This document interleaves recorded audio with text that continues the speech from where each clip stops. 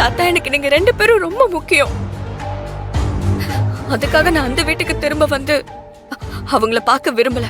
அப்ப நாங்களும் முடிவா சொல்றோம், நீ அந்த வீட்டுக்கு வரலன்னா நாங்களும் இங்கதான் தங்க போறோம். நீங்க இங்க தங்குனீங்கன்னா நான் உங்க கூட பேசவே மாட்டேன்.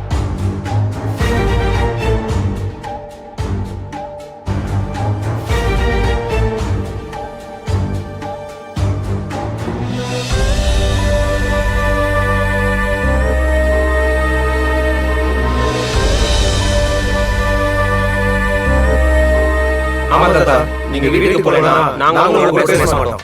நானும் அதை பாக்குறேன். நீங்க எத்தனை நாளைக்கு என் கூட பேசாம இருக்கீங்கன்னு. நீங்க என்ன அமைதியா இருக்கீங்க? நீங்களாவது உங்களுக்கு எடுத்து சொல்லுங்க, அவங்களை இங்க இருந்து போக சொல்லுங்க. அதெல்லாம் தப்பு ரஞ்சனி.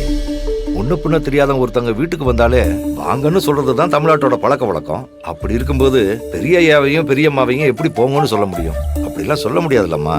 அவங்க இங்க இருக்கிறதுனால எந்த பிரச்சனையும் இல்லம்மா. அவங்கள இருங்கன்னு சொல்ல மாட்டோம், ஆனா அவங்க வந்தாங்கன்னா போங்கன்னு சொல்ல மாட்டோம்.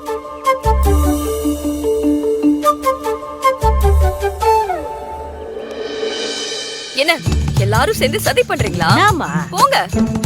ஆனா நான் யார் கூடயும் பேச மாட்டேன். ஐயா நீங்க வாங்க ஐயா. பார்த்தல, இப்ப நாங்க சுலைமான் வீட்டு கெஸ்ட், யாரும் எங்களை போங்கன்னு சொல்ல முடியாது. நீ வா லட்சுமி. ஐயா ஐயா கொடுங்க. நீ நான் எடுத்துட்டு வரேன். கொடுங்க கொடுங்க.